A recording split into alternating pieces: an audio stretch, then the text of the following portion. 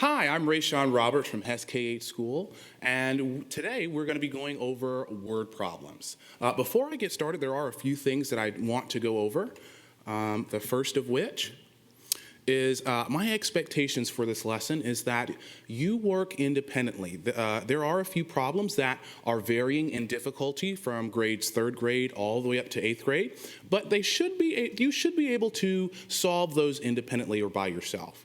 Also, use whatever strategy works best for you. Whenever I teach this in class, one main issue that I have with some of my students is that they don't know what strategy to use when solving word problems. And the answer to that is use whatever works for you. If you feel as though that number bond might be the best way to solve the problem, or just simply writing out your steps, then that's going to be the method that you want to use. And finally, be honest.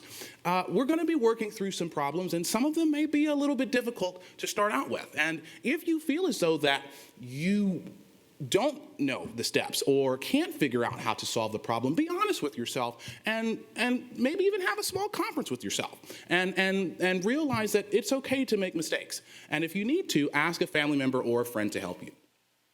And with that, there are also some materials that I need you to have as well. Notebook paper, a pencil, as well, and you can choose either one of these, 8 Post-it notes or a piece of paper that's been separated into 8 boxes. Once you have that, you are prepared and ready to go. And without further ado, let's get started. So the one way that we teach solving word problems here in Savannah is the Redraw Write model. It's a very simple model in that it tells you exactly what you do when solving a word problem. You read the problem, you draw a model if needed, or a numerical expression, a number sentence, and you write your answer in a complete sentence. And so what we're going to be doing today is we're going to be going over each of these individual steps and some strategies that you can use in each of those steps to help you solve a word problem. Okay, the first one, reading the problem. Now, whenever we go over word problems in my class, the first thing that I hear from my students is, I don't know what this says. I don't know what the question says. I don't know what it means. And I don't know where to start, so I just can't do it. I don't know how to do the problem. I'm going to throw my hands up, and I just don't know how to do it. But take a second, take a deep breath, and know that there are strategies that you can use when reading a word problem. One strategy that I like to use is called the SQUAR model. I say SQUAR because we live in Georgia and we like to have country accents, so instead of square, it's SQUAR. Now, the first of which is S, survey. And that just means to read the question. Go over the problem, just read it one time. Don't ask yourself any questions, just read it. Then the Q comes in, now you question yourself. Decide what is being asked. In other words, what is the problem? Look at the words that are being used in the sentence, or keywords, as your teachers might say, and use those to find out what exactly does the problem discuss. And then finally, the R, read. Read the question one more time now that you know what the problem is asking for. Look for any important details. Look for keywords or phrases that you know are important to help you solve that problem. Eliminate any illogical or extra information, and prepare to devise a plan to solve that problem. Now, I know that sounds like a lot. You're probably sitting there thinking, well, I do that all the time, and I still don't get the answer right. Well, if you take the time to sit back and question yourself and say, well, what exactly does the question ask? What is the problem? Sometimes it jumps out at you when you're not expecting it. And a lot of the times, that extra information or illogical information, that information also points to, well, I know for sure that this is not what I need to be looking for, so that also points you in the right direction as well. Okay, here's our first example. You're going to use your notebook paper or your Post-it notes to write this question down. Andrew has 21 keys. He puts them in 3 equal groups. How many keys are in each group? Pause the video and identify the question that's in this word problem. Okay, I'm going to read the question one more time. Andrew has 21 keys. He puts them in 3 equal groups. How many keys are in each group? Well, in this question, the question says how many keys are in each group. So, to answer this question, you would have to then figure out how much of 21 can fit into those 3 equal groups. Now, this question is a 3rd grade word problem, and if you were able to identify this, give yourself a pat on the back. And now we're going to try something a little bit more difficult. Okay, I'm going to read this one now. You have 2/5 of a cup of frosting to share equally among 3 desserts. 2 friends do not want dessert. How much frosting will be placed on each dessert? Pause the video, and this time, read the word problem and identify the extra information that's not needed. Okay, I'm going to read it one more time. You have 2/5 of a cup of frosting to share equally among 3 desserts. 2 friends do not want dessert. How much frosting will be placed on each dessert? In this problem, there is extra information that's not needed to solve this problem. And if you said 2 friends do not want dessert was that extra information, you are correct. So, what we've learned from this strategy is that if you're able to reread the problem and identify not just the important information, but also that extra illogical information, that is also going to be able to steer you in the right direction to solve the word problem. And that is going to lead us into the next part, drawing the problem. Now, this step, I think, is probably, I would say, the most enjoyable step in the word problem process. Okay, here are some strategies for drawing the problem or modeling the problem, as your teacher might have said. Read one sentence at a time. Now, I know we just said to read the problem 2 times already, but reading it again never hurts to help you to figure out exactly what to do in the problem. And then after you read one sentence at a time, identify what are the parts and what are the wholes. Typically, when you read a word problem, there are smaller parts that then add up or aggregate to the whole, or vice versa. And then, once you've identified those parts and wholes, use what you know to create a model. Now, in this, you can use a tape diagram, which, if you're here in Savannah, we've used a number of times. A number bond, if you're in the lower grades, say 3rd, 4th, or 5th grade. Or the standard algorithm, which I know you've probably heard a million times. And the standard algorithm, of course, is the old-fashioned way of doing the math. Okay, here's our next example. Now, before I go over this example, I would like to remind everyone that these questions are getting more difficult. So the last question was a 5th grade question, so now this one is a 6th grade question. If you're in 3rd, 4th, or 5th grade, I'd recommend working with a parent or a friend to solve this problem. Okay, let's go ahead and get started. Alan's team was required to buy 2 pairs of uniform pants and 2 baseball caps, which totaled $68. A pair of pants cost $12 more than a baseball cap. What is the cost of one cap? Read the problem and identify 2 models to use for the problem. Pause the video, draw your models, and come back. Okay, let's read the problem one more time, and then I'm going to show you 2 models that I would use to solve this problem. Alan's team was required to buy 2 pairs of uniform pants and 2 baseball caps, which totaled $68.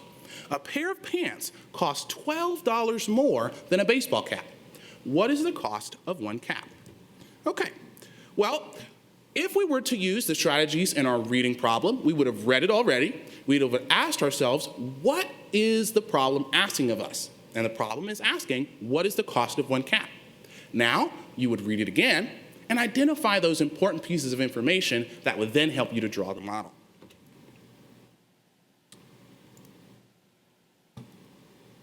Okay.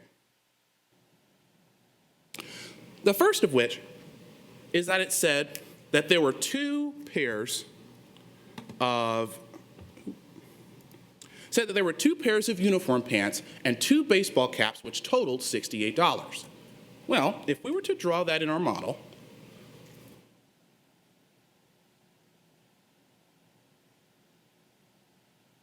I would use the tape diagram to solve this. So, on this side, I am going to write tape diagram.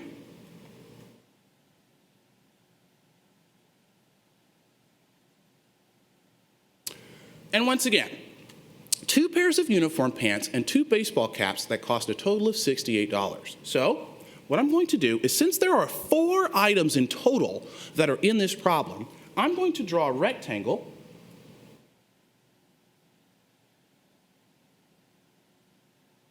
and split it into 4 boxes. Okay. 2, of course, is going to represent the uniform pants.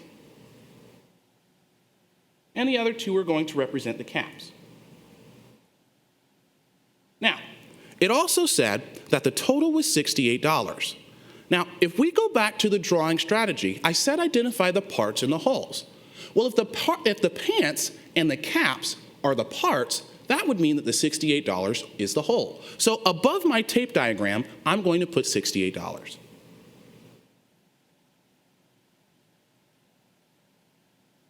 Okay, let's go back to the problem and read the next sentence. A pair of pants costs $12 more than a baseball cap. Okay. How can we add that to our tape diagram? Well, we don't know how much a baseball cap is, but we do know how much a pair of pants is, and it's $12 more than a baseball cap. So when we go back to our tape diagram, when I go to write the price of the pants, I'm going to say C, which represents the caps, plus $12. And since there's 2 pairs of pants, I'm going to put it on both. Well, if C stands for the price of the caps, then in the boxes for caps, I'm just going to put the letter C then. Now, the reason why I do this is because C is what we call now a variable. And a variable is a letter that represents a number that we don't know in an expression. Well, now, since each part of this expression now has the same like term or the same variable, I can then use the standard algorithm, if I wanted to solve this. And that's what I'm going to do on the other side.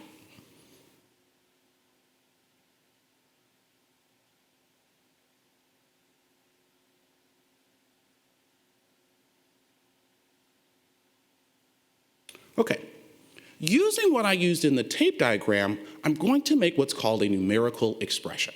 Once again, it said that the pairs of pants were $12 more than the baseball caps. And since I have 2 of them, I'm going to use what's called the distributive property. I'm going to write C plus 12. But since there's 2 of them, I'm going to put C plus 12 in parentheses and put the 2 on the outside. The distributive property tells me to make it fair. Meaning, if I have a 2 on the outside, I have to multiply the 2 not only by the C, but also by the 12 to make it fair. Now, if I added this to how many caps there were, that would mean I would get back to my total of $68. And that's going to be the expression that I use for this problem.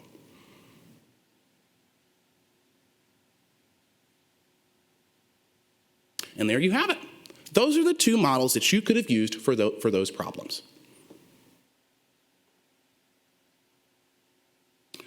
Let's move on. All right, so now that we have now that we've read our problem, we've drawn the models, and we've got our answer, now we need to put it into a complete sentence. Now, this may seem not difficult, but this can be one of those pieces of the process that trips up students. So here are some strategies for writing your answer.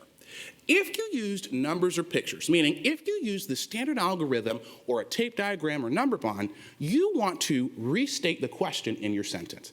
After that, state your answer. And then explain your thinking with steps, if needed. Now, the reason why I say if needed is because not all questions ask you to explain yourself. A lot of the times, it just asks for the answer. So if it doesn't say to explain, you don't have to go through the hassle of explaining yourself.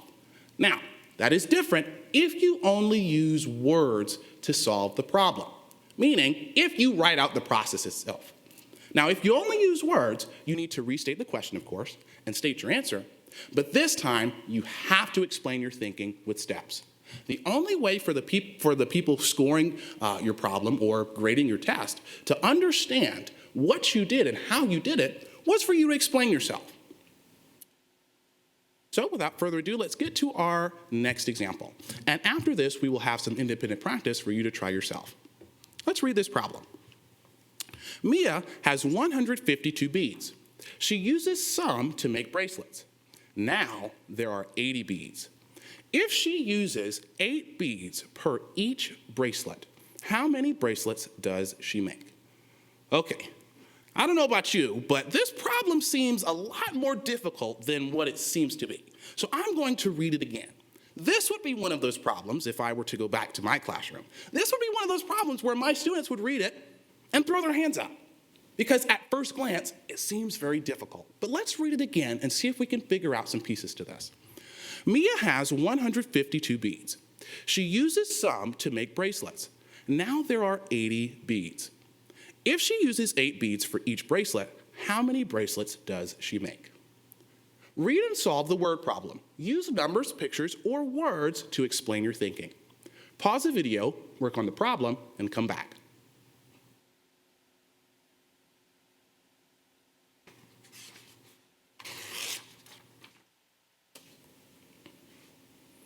Okay, let's read the problem one more time so that we can understand how to do this. Mia has 152 beads. She uses some to make bracelets. Now there are 80 beads. If she uses 8 beads for each bracelet, how many bracelets does she make? Okay. The reading process of the word problem process, that's for us to read it, then ask ourselves, what is the question asking of us? So what I'm going to do is I'm going to read the sentence that has the question in it and see if we can figure it out. If she uses 8 beads for each bracelet, how many bracelets does she make? Well, in this problem, it's asking us how many bracelets can she make from the beads that are left, okay?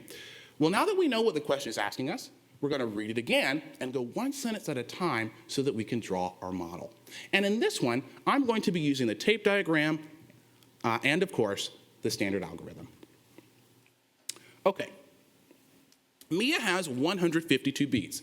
She uses some to make bracelets. Let's stop there. Well, if Mia has 152 and she's using some to make bracelets, I'm going to assume that that's the whole in this problem. So, if I were to make my tape diagram, once again, at the top, I'm going to have 152. Now, we don't know how many beads she uses, but I do know that there are going to be some left. So I'm going to go ahead and draw my rectangle.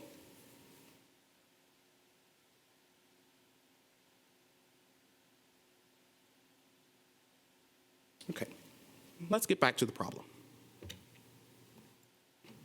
Now there are 80 beads.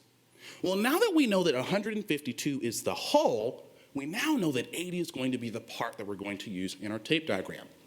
Now, before I get to that, let's go ahead and read the next part so we can add everything together. If she uses 8 beads for each bracelet, how many bracelets does she make? Okay. We know that there are 80 beads that she uses that are left.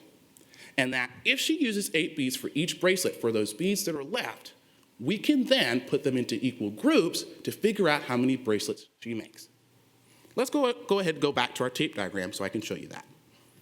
So we know that one part of this problem is the 80. So take some off and put 80. Now, this piece right here is what we don't know. So I'm going to put a little bracket here and put a question mark. The reason why I put the question mark is so that I know exactly what I'm trying to find. This is going to be one of the key ways for you to understand what you put in your answer. Okay, now it says that she's going to use 8 beads for each bracelet for the beads that she has left. So for me to figure out how many bracelets she's going to make, I'm going to make 8 equal groups.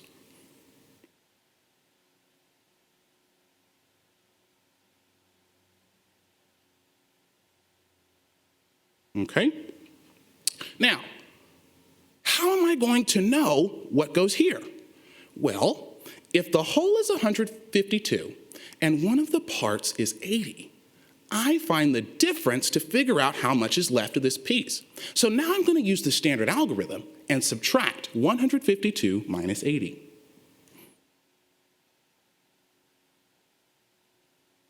Okay? 2 minus 0 is 2.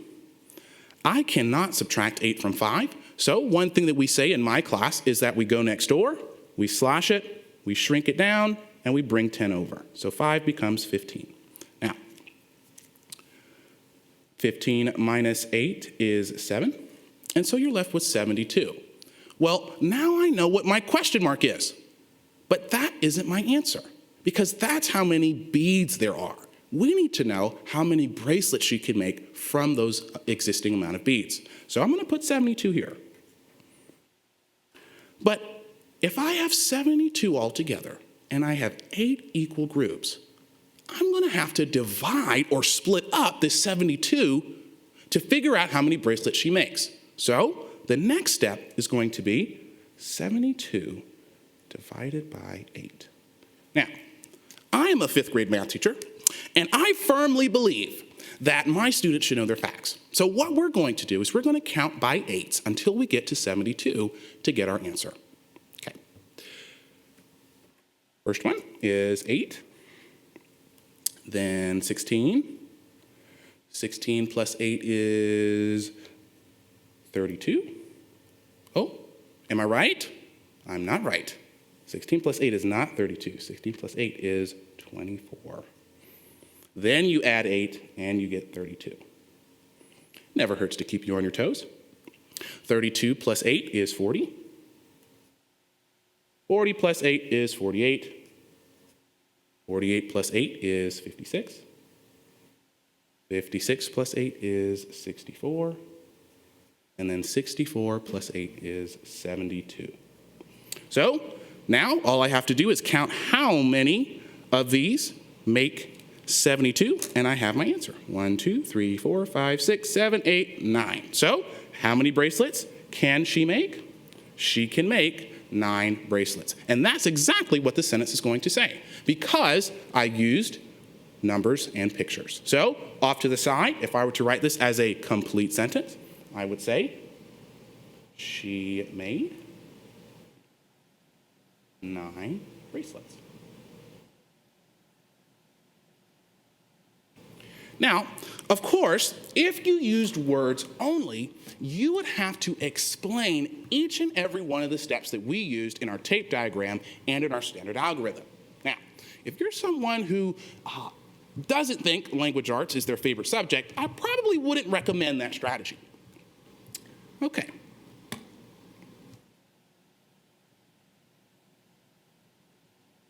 All right, so now that we've gone over each individual piece of the word problem process, now it's time for you to try it on your own. Now, we've practiced a few of these problems, we've gone through each of the steps, so I challenge each and every one of you to try these on your own, okay? Okay, the first set of problems are elementary. So if you are in grades 3rd, 4th, or 5th grade, these 2 problems are going to be for you. Pause the video now, write the problems down, and solve them.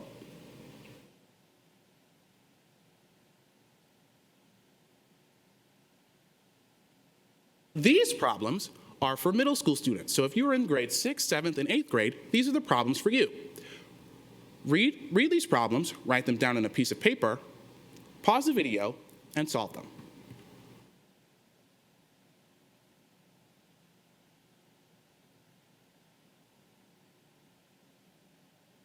All right. I hope you had an enjoyable time today learning about how to solve word problems. Before you go, there is a short exit ticket that I'd like for you to complete. It's a survey that would help me greatly. So if you could pause the video and write down this website, that would be very helpful to me. All right. Once again, my name is Rayshawn Roberts. I teach at Hesse K-8, and I hope you have a wonderful day.